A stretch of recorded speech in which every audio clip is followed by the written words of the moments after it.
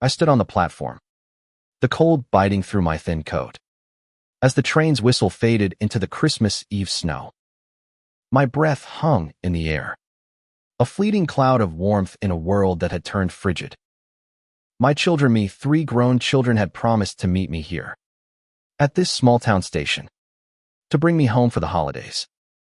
I'd packed my suitcase with care, folding their favorite cookies into wax paper, imagining their smiles as we sat around the old oak table. But the platform was empty now, save for me and the snow piling silently around my boots. They hadn't come. They hadn't called. The station clock ticked past midnight, and Christmas morning arrived with a cruel, hollow quiet. I was alone, abandoned by the ones I'd raised, the ones I'd sacrificed everything for. My name is Eleanor, and I was 58 years old that night, standing at Willow Creek Station, my heart fracturing with every passing minute. I'd given my life to my children, Mark, Clara, and Daniel. I'd worked double shifts at the diner, scrubbed floors until my hands bled, and gone without so they could have college funds, new clothes, dreams I couldn't afford for myself. I poured it all into them. And yet, here I was, clutching a suitcase, my phone silent, my trust shattered.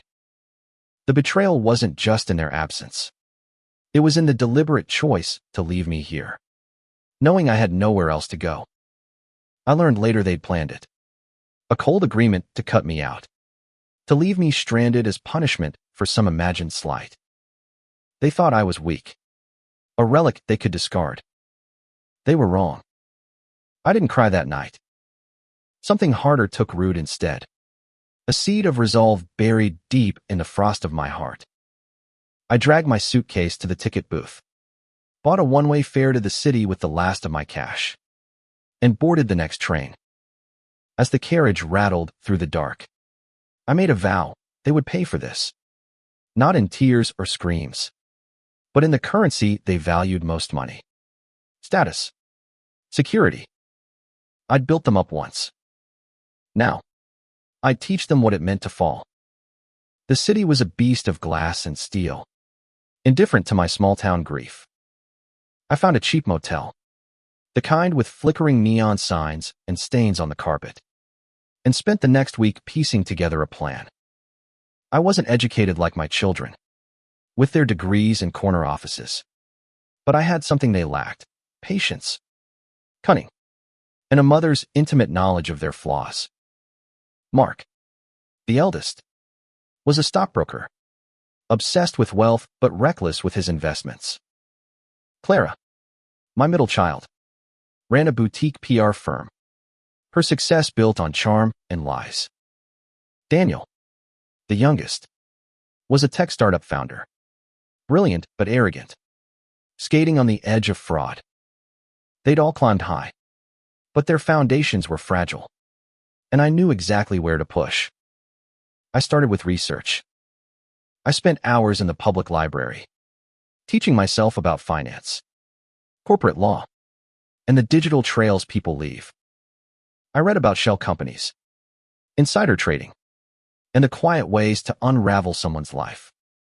My diner wages wouldn't cut it, so I took a job as a night cleaner at a corporate office, slipping into boardrooms after hours, listening to the whispers of executives who didn't notice me. I was invisible to them, just like I'd been to my children that Christmas. But invisibility was my weapon now. Mark was my first target. He'd always been the leader, the one who'd convinced Clara and Daniel to leave me at the station. I remembered his pride, the way he'd flash his Rolex at family dinners, boasting about his latest deal. I dug into his financial records, using public databases and a few tricks I'd learned from a shady library regular who knew his way around the dark web. Mark had been skimming profits from his clients, funneling money into offshore accounts. Sloppy, really, for someone who thought he was untouchable. I didn't need to destroy him outright. I just needed leverage. I crafted an anonymous tip, Detailed enough to spark an investigation, but vague enough to keep me in the shadows.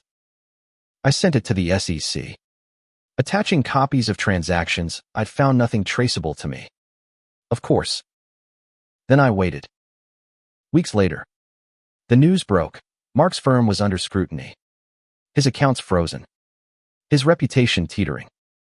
He called me then, his voice shaking, begging for help.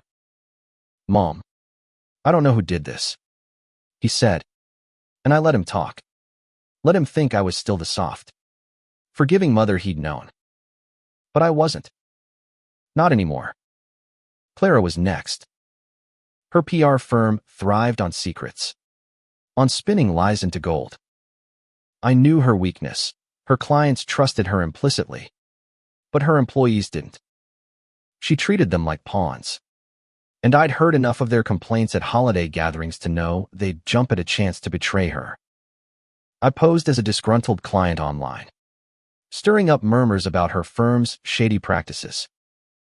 I leaked just enough faltered emails, fabricated invoices to make her clients nervous. When two of her biggest accounts dropped her, Clara's empire started to crack. She didn't call me. She was too proud. But I saw her at a coffee shop once. Her perfect makeup smudged, her eyes hollow. I felt a pang of guilt, but it passed. Daniel's turn came last. His startup was his baby, a house of cards built on venture capital and hype. I didn't have the technical skills to hack his systems, but I didn't need to. I found his investors, sent them anonymous dossiers detailing his exaggerated claims and questionable accounting. The startup world is brutal. One whiff of scandal, and the money vanishes. Daniel's funding dried up overnight. He showed up at my motel one night, drunk and desperate, begging for a loan. I gave him nothing but a glass of water and a look that said he'd made his bed. By spring, my children were shadows of themselves, broke, humiliated, scrambling to rebuild. I dismantled their worlds, piece by careful piece, and they never suspected me. But revenge wasn't enough. I wanted them to understand, to feel the weight of what they'd done. I invited them to dinner, back at the old house I'd kept despite everything. They came, wary, expecting a lecture. Instead, I served them the same cookies I'd baked for that Christmas. And I told them the truth. "I know what you did," I said, my voice steady. "You left me at the station, thinking I was nothing. But I'm your mother, and I taught you everything you know about ambition. I used that against you." Their faces paled, a mix of shock and shame. Mark tried to argue. Clara cried. Daniel just stared. I didn't yell. I didn't need to. "You're my children," I continued, "and I love you. But love doesn't mean letting you destroy me. Now you know what it feels like to lose everything." That night, something shifted. They didn't apologize, not yet, but they listened. Over the next months, we talked. Really talked. About their greed, their resentment, my mistakes as a mother. I'd been too soft, too sacrificing, and they'd taken it for weakness. I helped them rebuild, not with money, but with lessons: how to budget, how to earn trust, how to live without shortcuts. They're still learning, and so am I. Redemption isn't a moment. It's a process. But as I sit here now, watching them laugh over coffee in my kitchen, I know one thing: I'm not invisible anymore. The city was a labyrinth of noise and shadow, a place where dreams went to sharpen their edges or die. I'd never been one for cities, but that spring, I made it my battleground. My motel room smelled of mildew and regret, but it was home enough for what I needed to do. The fluorescent light buzzed overhead as I spread out my notes, pages torn from library books, scribbled with names, dates, and numbers. My children's lives, reduced to data points. I wasn't proud of it, but pride had no place in this. Justice did. Mark's downfall was the easiest to orchestrate, but it took precision. He'd always been the golden child, the one who'd charmed teachers into extra credit, the one who'd convinced his siblings that leaving me at the station was their only choice. I remembered the way he'd looked at me during our last family dinner before that Christmas, his eyes glinting with something like disdain. "You're too old-fashioned, Mom," he'd said, laughing. The world's moved on. Now, I'd show him how the world could turn back. I spent nights poring over financial regulations, learning terms like churning and front-running that Mark threw around like trophies. His firm's public filings were a goldmine careless mistakes buried in fine print.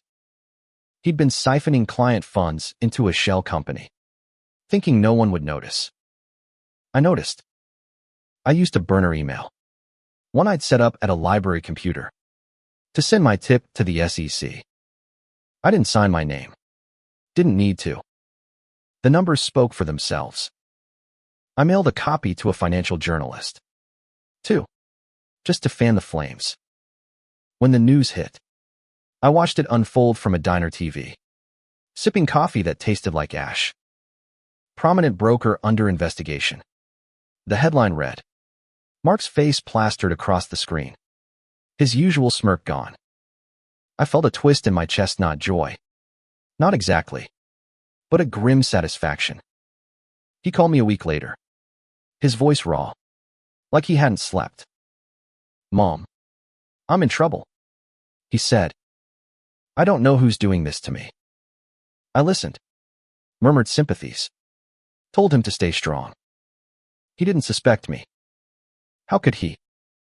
I was just Mom, the woman who'd baked his birthday cakes, who'd never fought back. Clara was trickier. She'd inherited my knack for reading people, but she used it to manipulate, not nurture. Her PR firm was her kingdom, built on glossy lies and late-night deals. I knew her employees hated her gossip from family gatherings, offhand comments about her temper. I started small, creating a fake client profile on a freelance forum, posting vague complaints about her firm's ethics. Then I escalated, leaking doctored emails to her competitors, nothing outright illegal, just enough to make her clients question her. I used a VPN, bounced my signals through servers in places I'd never been.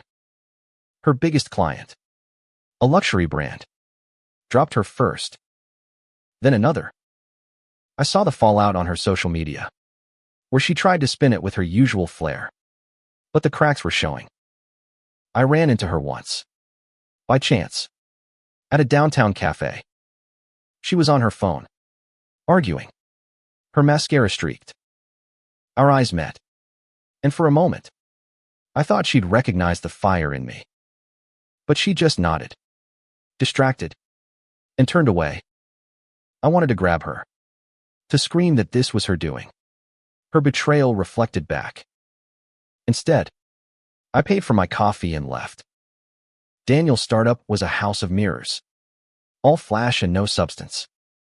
He'd always been the dreamer, coding in his room as a teenager, promising to change the world. But his ambition had curdled into arrogance, and his company was a ticking bomb of inflated metrics. I didn't need to understand code to undo him. I just needed his investors to doubt. I compiled a dossier screenshots of his exaggerated pitch decks, discrepancies in his financial reports, and sent it anonymously to his venture capital firm. I knew the startup game, one whisper of fraud, and the money vanishes like smoke. When his funding collapsed, Daniel came to me, reeking of whiskey and desperation.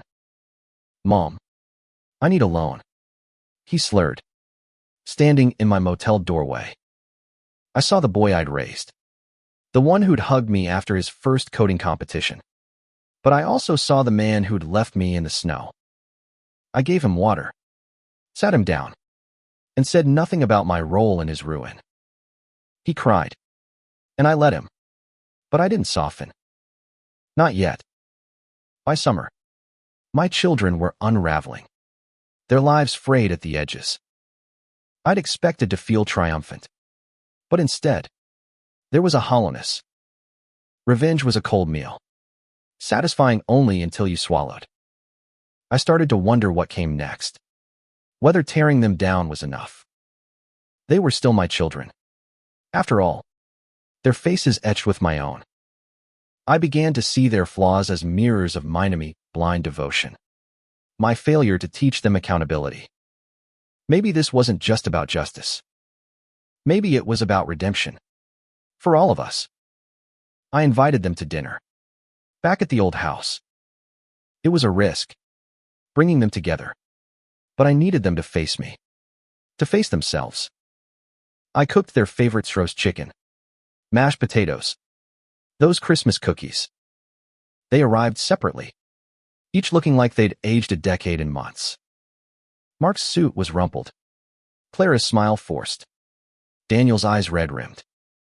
They thought I'd beg for reconciliation, or maybe accuse them outright. Instead, I poured wine and waited.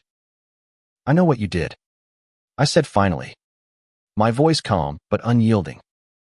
"You left me at Willow Creek Station, thinking I'd break. You were wrong." The room went still, their forks frozen midair. I told them everything: how I'd dismantled their lives, how I'd used their own weaknesses against them. Mark's jaw dropped. Clara's face crumpled. Daniel just stared, his hands shaking. "You're my children," I said, "and I love you. But you needed to learn what betrayal costs." They didn't speak for a long time.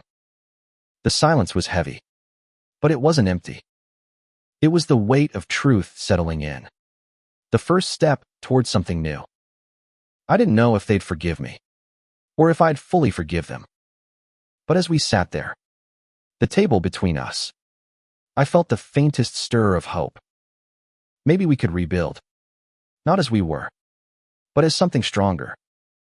The dinner was a turning point, though not the kind I'd expected. I'd imagined shouting, tears, maybe even them storming out.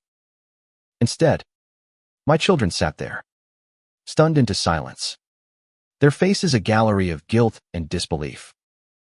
I'd laid bare my vengeance, admitted to orchestrating their financial ruin. And yet here we were, sharing a meal like some warped version of a family reunion. The roast chicken grew cold, the wine untouched. I watched them, searching for the children I'd raised beneath the strangers they'd become. Mark broke the silence first. "How could you do this, Mom?" His voice was low, almost a growl, but there was a crack in it. A hint of the boy who'd once cried when I'd bandaged his scraped knees. "You ruined my life." I met his gaze, unflinching. "You ruined mine first," I said. "You left me at that station, Mark. You planned it. All of you did." Clara's eyes darted to the table, her fingers twisting her napkin. Daniel just stared at his plate, his shoulders hunched. They didn't deny it. They couldn't. I didn't want their apologies yet. I wanted them to feel the weight of their choices, the way I'd felt the snow seeping into my boots that Christmas Eve. But I also wanted them to understand why I'd fought back. "I didn't do this to destroy you," I said, my voice softer now. "I did it to wake you up. You thought you could throw me away, that I was nothing without you. I showed you I'm not." The words hung heavy, and for the first time, I saw something like respect flicker in their eyes. Clara spoke next, her voice trembling. "I didn't mean for it to go that far," she said. "It was supposed to be a message. Not this. A message." The word stung. They'd wanted to punish me, to prove they didn't need me anymore. They'd seen my sacrifices as weakness, my love as obligation. I leaned forward, my hand steady on the table. "You sent your message," I said, "and I sent mine." Daniel was the hardest to read. He'd always been the quiet one, hiding behind his screens, his brilliance a shield. "Why didn't you just talk to us?" he asked, his voice barely above a whisper. I laughed. A sharp, bitter sound. Talk. When have you ever listened? You left me in the cold. Daniel. You didn't even call to see if I was okay. He flinched, and I saw the guilt hit him like a physical blow. Good. Let it hurt. The rest of the dinner passed in fragments, awkward small talk, stilted attempts at normalcy. They didn't leave, though, and that surprised me. Maybe they were too shocked. Or maybe, deep down, they knew they deserved this. When they finally left, promising to come back, I stood at the door, watching their cars disappear into the night. The house felt too big, too empty, but I wasn't alone anymore. Not entirely. The weeks that followed were strange, like navigating a minefield of trust and regret. Mark called first, asking for advice on navigating the SEC investigation. I didn't give him money or connections. I had neither, but I gave him something better: clarity. I told him to come clean, to cooperate fully, to rebuild his reputation with honesty. He resisted.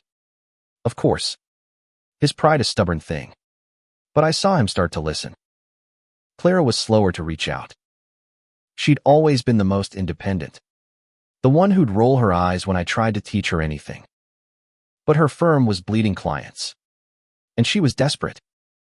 I met her for coffee, and instead of lectures, I shared what I'd learned about loyalty, not just to family, but to the people who worked for her. You can't charm your way out of this, I told her. Earn their trust back. She nodded, her eyes wet, and for the first time, I saw her as more than the daughter who'd betrayed me. Daniel was the last to come around. He showed up at the house one evening, sober this time, carrying a laptop and a notebook filled with ideas. I want to start over, he said, his voice steady. But I don't know how. I didn't have all the answers, but I sat with him, listening as he talked about his dreams, his failures. I taught him about resilience, about building something real, not just shiny. He listened, and I saw a spark of the boy who'd once believed he could change the world. Rebuilding wasn't easy.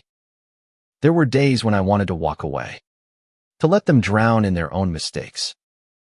But every time I thought of that Christmas Eve, standing alone on that platform, I remembered why I'd fought back, not just for revenge, but to pull them back to me, to us. We started meeting regularly, not just for dinners, but for honest conversations. We talked about the past, about the times I'd been too soft, too forgiving, and the times they'd taken me for granted. I learned things, too. Mark admitted he'd felt trapped by my expectations, always the golden child who couldn't fail. Clara confessed she'd resented my sacrifices, feeling they came with strings.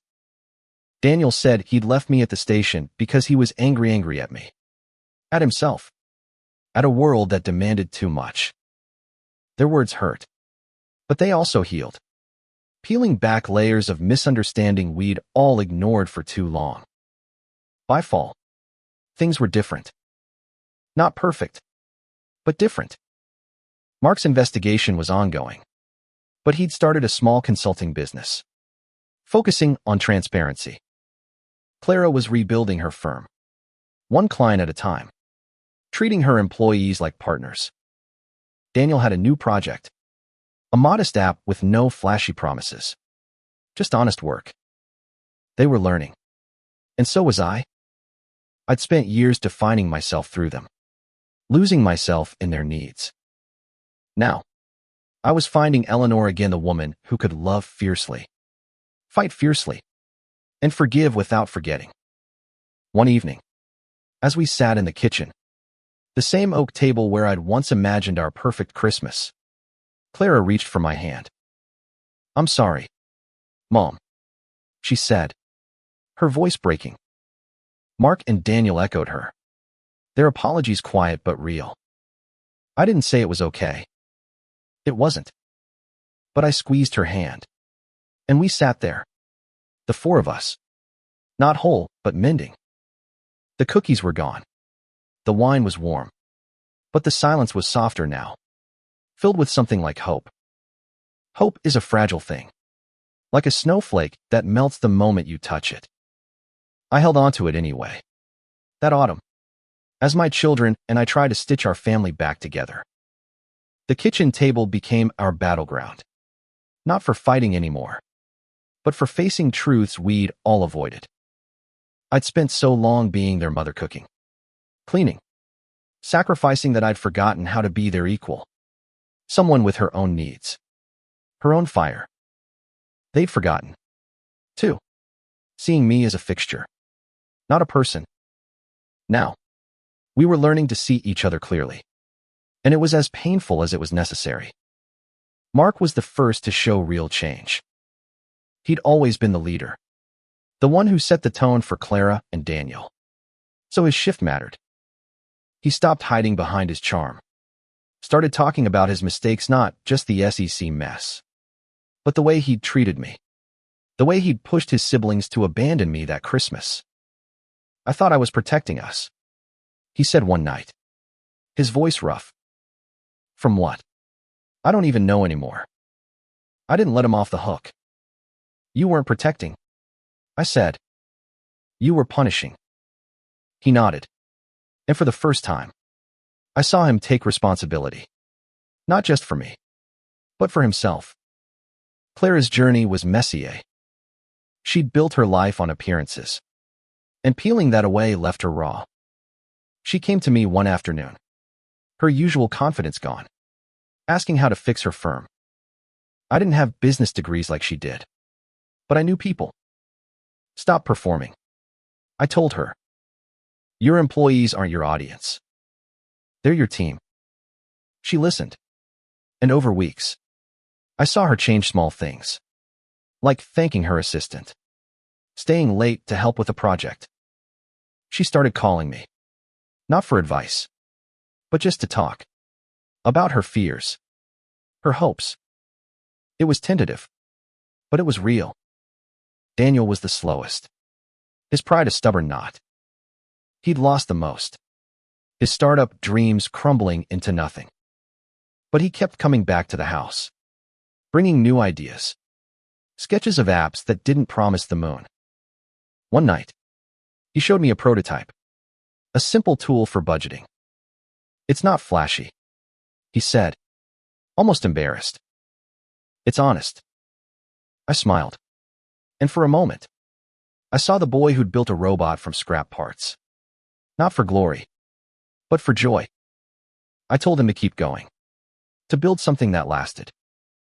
He hugged me, and I felt the years of distance shrink. Just a little. But redemption isn't a straight line. There were setbacks, arguments, old wounds flaring up. Mark snapped at me once, frustrated by his slow progress, and I snapped back, reminding him of the station. Clara withdrew when I pushed too hard, her old defenses rising. Daniel missed a dinner, leaving a curt text about needing space. Each time, I felt the sting of that Christmas Eve, the fear that we'd never truly heal. But I didn't give up. I'd fought too hard to let go now. I started sharing more of myself, not just the mother they knew, but the woman I'd been before them. I told them about my dreams, silly ones, like opening a bakery, and painful ones, like the husband who'd left me when they were young. They listened, surprised, realizing I'd had a life beyond their needs. It changed the air between us, made them see me as human, not just mom. In return, they opened up Mark about his fear of failure, Clara about her loneliness, Daniel about the pressure to be a genius. We were raw, vulnerable, and for the first time, honest. I also had to face my own flaws. I'd been too giving. Yes, but also too controlling, wrapping their lives in my sacrifices until they felt smothered. I taught them ambition, but not accountability. Love, but not respect.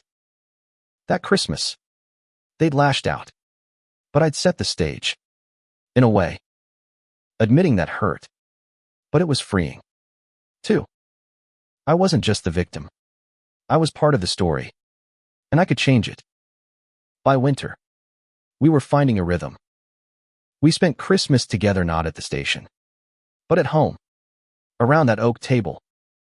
No one mentioned last year, but it hung in the air, a silent acknowledgement. I baked the same cookies, and they ate them, laughing about old traditions. It wasn't perfect. There were still cracks, still trust to rebuild. But it was a start. Mark brought a budget plan he'd made, asking for my input. Clara shared a new client pitch, her voice steady. Daniel showed us his app, Now Live, with a handful of users. They were trying, and so was I. One night, as snow fell outside, Clara asked, "Why didn't you give up on us?" I thought of the station, the cold, the vow I'd made. "Because you're mine," I said simply, "and I don't give up on what's mine." They didn't say anything, but Mark reached for my hand. Daniel smiled, and Clara's eyes shone with something like gratitude. We weren't fixed. Not yet. But we were family. And that was enough for now. I started to dream again.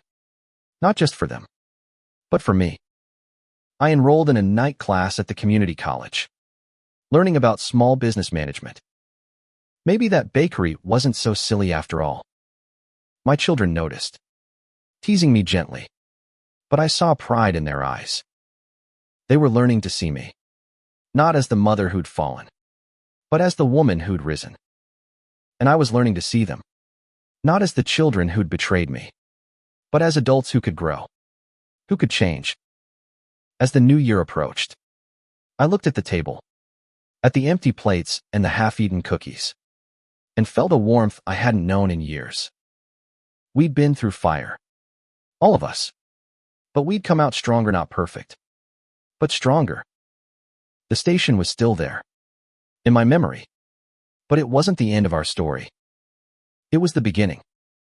The new year brought a cautious optimism, like the first green shoots after a long winter. My children and I were still navigating our fragile truce, each step forward shadowed by the past. The kitchen table remained our anchor, where we'd gather for coffee or late-night talks, piecing together what it meant to be a family again. I'd torn them down to teach them a lesson, but now I was learning one. 2. Forgiveness is heavier than revenge, and far harder to carry. Mark was making strides, though his pride still tripped him up. He'd settled with the SEC, paying a fine that drained his savings but spared him jail. He was starting over, consulting for small businesses, focusing on ethics over flash. He'd call me sometimes, late at night, asking about my diner days, how I'd managed on so little. "You were tougher than I ever gave you credit for," he said once, and I heard the apology in it, even if he didn't say the words. I didn't push him. I'd learned that trust grows slowly, like scar tissue. Clara was finding her footing, too, but her journey was more inward. She'd lost her biggest clients, but she was rebuilding, this time with honesty. She invited me to her office one day, a small space now, nothing like the glossy suite she'd once had. Her employees greeted me warmly, and I saw the difference. Clara was listening to them, valuing them. "I'm trying to be better," she told me over lunch, her voice quiet. "Like you." I didn't know if she meant the old me, who'd sacrificed everything, or the new me, who'd fought back. Maybe both. Daniel surprised me most. He'd always been the dreamer, but now his dreams were grounded. His budgeting app was gaining traction, not because it was revolutionary, but because it was useful. He'd started mentoring younger coders, sharing what he'd learned about failure. One evening, he brought one of them to dinner, a shy kid who reminded me of Daniel at 16. "I want to do it right this time," he told me later, washing dishes beside me. I nodded, my throat tight. He was becoming the man I'd always hoped he'd be. But there were still shadows. I'd catch myself wondering if they'd betray me again. If this was all a performance. They'd sense my hesitation, too, pulling back when I grew sharp or distant. One night, Mark raised his voice, frustrated by my questions about his new clients. "I'm trying. Mom. What more do you want?" I wanted to say I wanted that Christmas Eve erased, but I didn't. Instead, I said, "I want to believe you." He softened, and we sat in silence, letting the truth settle. I was changing, too. The night classes were more than a distraction. They were a lifeline. I'd always thought my dreams were for my children, but now I was chasing one for myself. The bakery idea grew. No longer a whim, but a plan. I started sketching recipes, budgeting for a small space. My children noticed, teasing me about becoming a cookie tycoon. But they helped. To Mark with financial advice, Clara with branding ideas, Daniel with a simple website.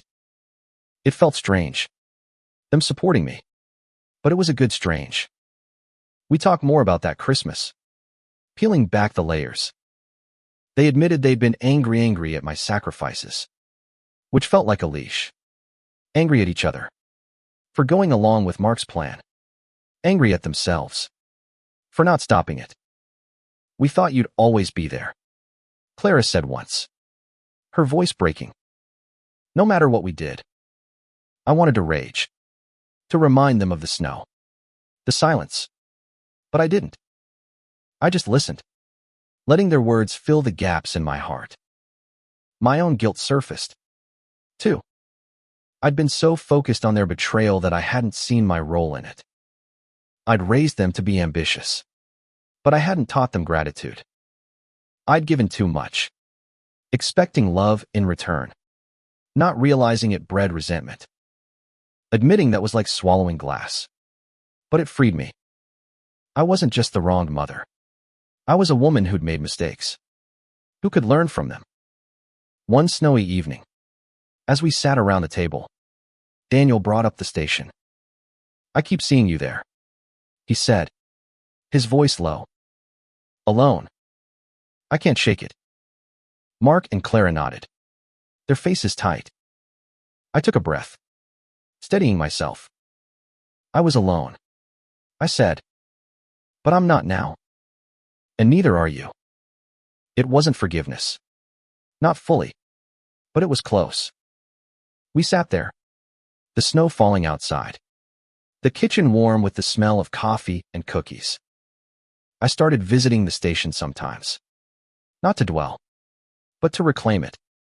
It wasn't just a place of betrayal anymore. It was where I'd found my strength.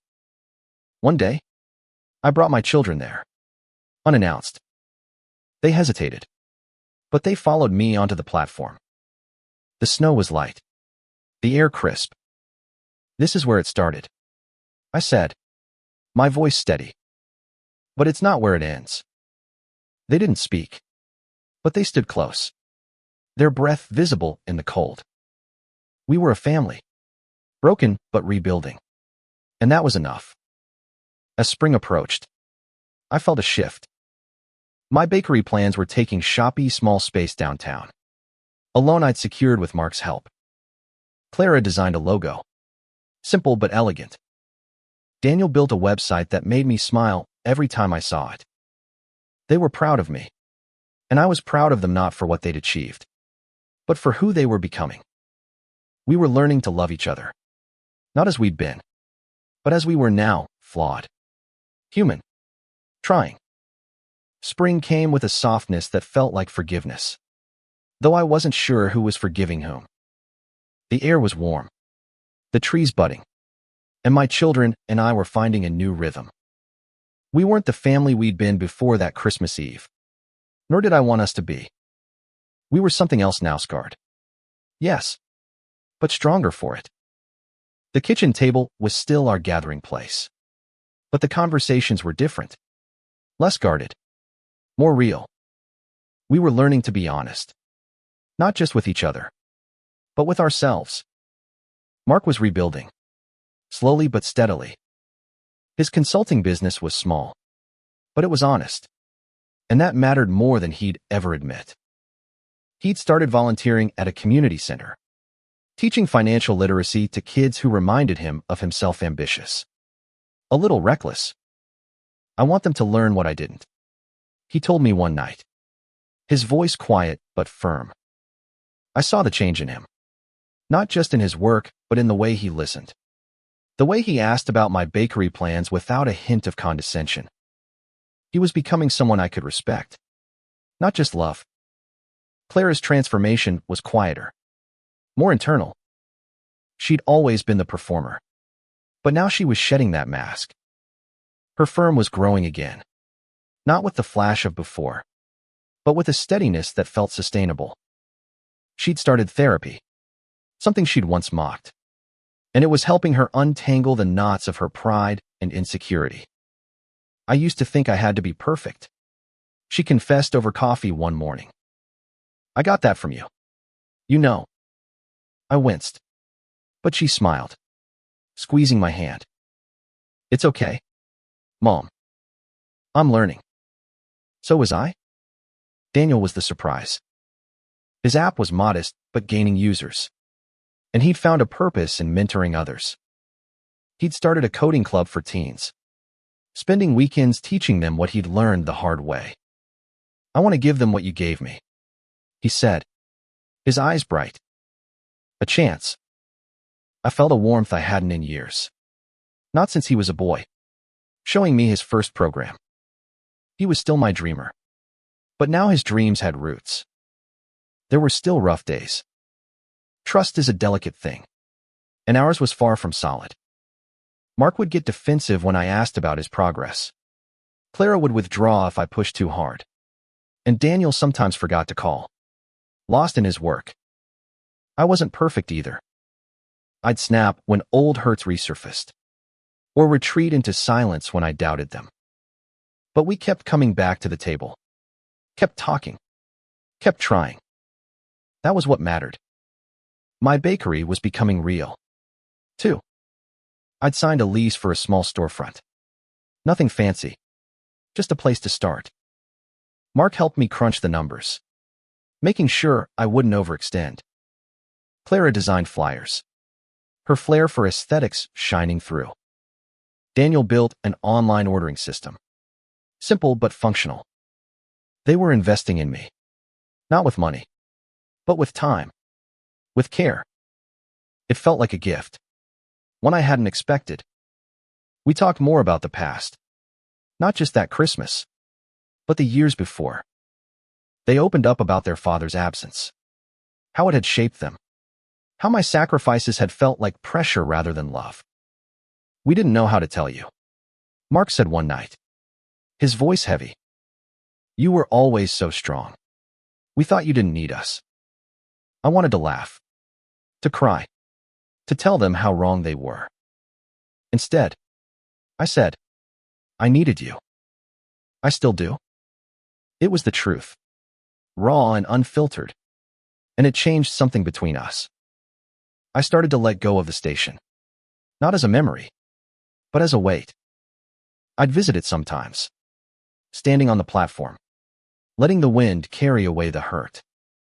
One day, I brought a thermos of coffee and sat on a bench, watching the trains come and go. It wasn't about pain anymore. It was about strength. I'd survived that night, and I'd built something new from it. My children were part of that. But so was I, Eleanor. Not just Mom, but a woman with dreams, with fire. By summer, the bakery was ready to open.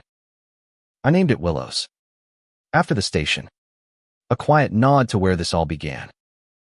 The opening day was small, just family and a few neighbors, but it felt huge. Mark brought balloons, Clara hung a banner, and Daniel took photos, grinning like a kid. My children were there, not out of obligation, but because they wanted to be. We served cookies, of course, the same ones I'd baked that Christmas, and they laughed, teasing me about my secret recipe. That night, as we cleaned up, Clara pulled me aside. "I'm proud of you, Mom," she said, her voice soft. "And I'm sorry for everything." I hugged her, feeling the years of distance dissolve. Mark and Daniel joined us, and we stood there, a messy, imperfect family, but a family nonetheless. The station was behind us, but its lessons lingered. Betrayal cuts deep. But love, when earned, cuts deeper. I looked at my children, their faces lit by the warm glow of the bakery lights, and felt a peace I hadn't known in years. We weren't done healing, but we were on our way.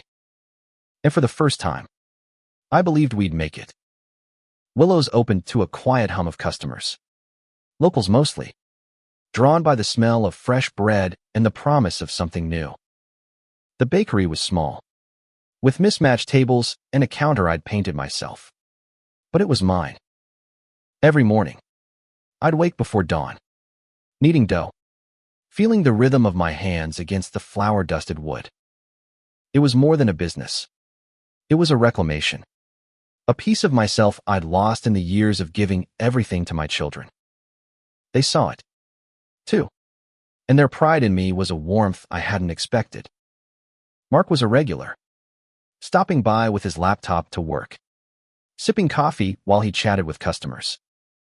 He'd softened, his sharp edges dulled by humility. He'd started teaching more at the community center, not just about money, but about second chances. "You gave me one," he told me one morning, his voice low. "I want to pass it on." I nodded, my throat tight. He wasn't the boy who'd left me at the station anymore, nor was he the man who'd chased wealth at any cost. He was something new, and so was I. Clara helped with marketing, her ideas sharp but grounded now.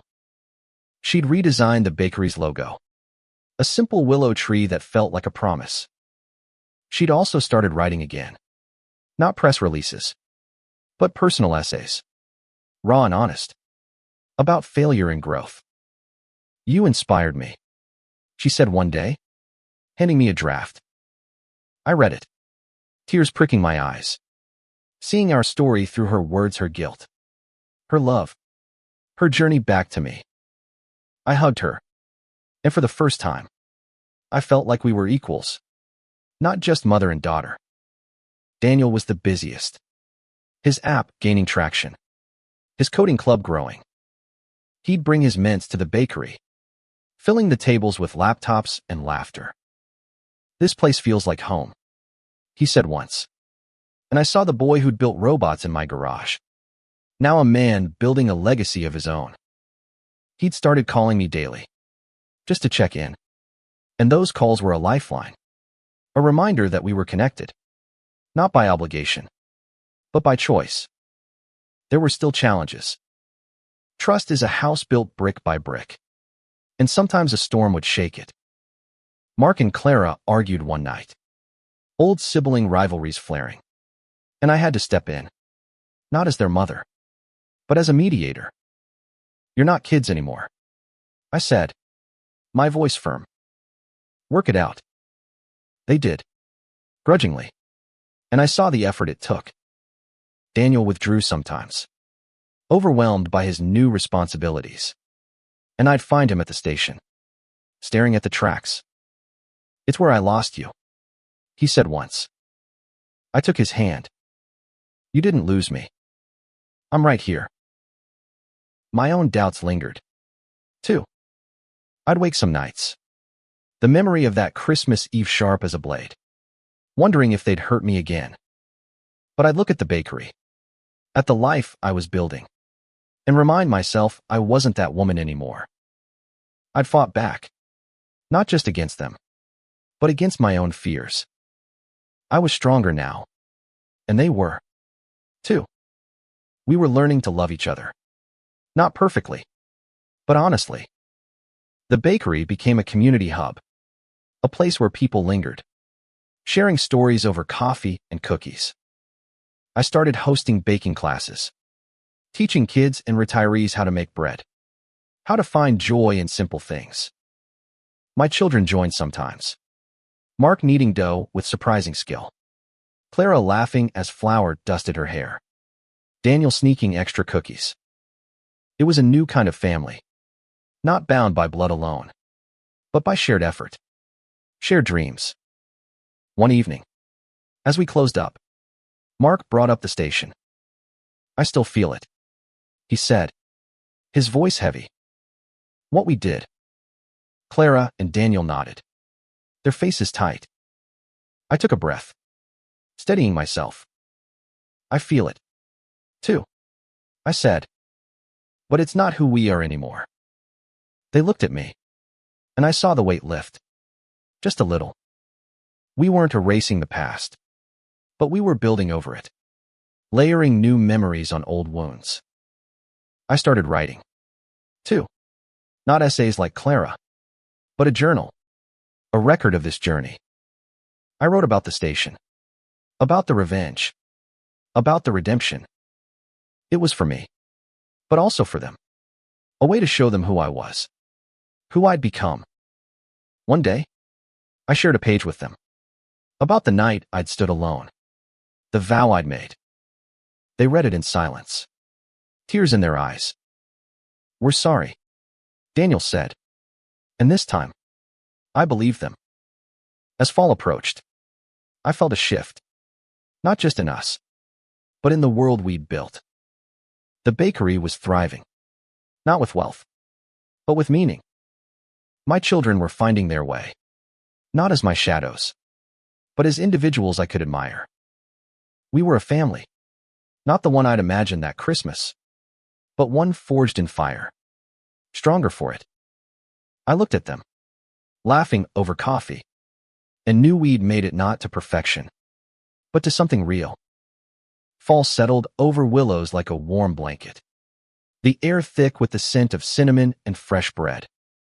The bakery had become my heart, a place where I wasn't just Eleanor the mother, but Eleanor the woman, the dreamer, the fighter. My children were part of it, not just as visitors, but as partners in this new chapter. We'd survived the station, the betrayal, the revenge, and come out the other side not whole, but whole enough. Mark was steady now, his consulting business growing, his classes at the community center a quiet passion. He'd started dating again, a kind woman who'd come to the bakery one day and stayed for his smile. You think she's okay? He asked me once, nervous like a teenager. I laughed, patting his cheek. She's lucky, I said, and meant it. He was becoming a man I could trust, not just with my heart, but with his own. Clara's essays were gaining attention, published in small magazines, her voice raw and real. She'd stopped chasing perfection, embracing her flaws instead. She brought her employees to the bakery sometimes, treating them to lunch, and I saw the respect in their eyes. I learned from you, she told me one day, her smile soft. Not just how to fight, but how to love. I hugged her, feeling the years of distance fade, replaced by something stronger. Daniel's app was a small success, but his real joy was in his coding club. He'd found a purpose beyond himself, teaching kids who reminded him of his younger self. He'd bring them to Willows, their laughter filling the air, and I'd watch him, proud of the man he was becoming. I want to make you proud, he said one night, helping me clean the counter. You already do, I replied, and saw the relief in his eyes. We still had our struggles. Trust is never fully mended, not after what we'd been through. There were days when I'd catch a flicker of doubt in their eyes, or feel it in my own heart. But we faced it together, talking through the pain, the fear, the hope. The station was always there, a shadow we couldn't erase, but we didn't need to. It was part of us, a reminder of how far we'd come. One crisp October evening, we gathered at the bakery, Not for a planned dinner, but just because. Mark brought wine. Clara brought a playlist. Daniel brought his mints, who'd become like family. We pushed the tables together, shared bread and stories, laughed until our sides ached. It was messy, imperfect, but it was ours. I looked at my children, their faces lit by candlelight, and felt a peace I hadn't known possible. I kept writing my journal, filling pages with our story, not just the pain, but the growth, the love. I shared it with them, piece by piece, and they started sharing back letters, emails, memories. We were building a new history, one where betrayal wasn't the end, but a beginning. I'm glad you fought back, Clara said once, her voice quiet. It made us better. I nodded, tears in my eyes. It had made me better, too. The bakery thrived, not with riches, but with meaning. Customers became friends. Neighbors became family. I taught more classes, baked more cookies, dreamed bigger dreams. My children were there. Not every day, but enough. They'd grown into people I admired, not just loved. And I'd grown, too. I wasn't just their mother anymore.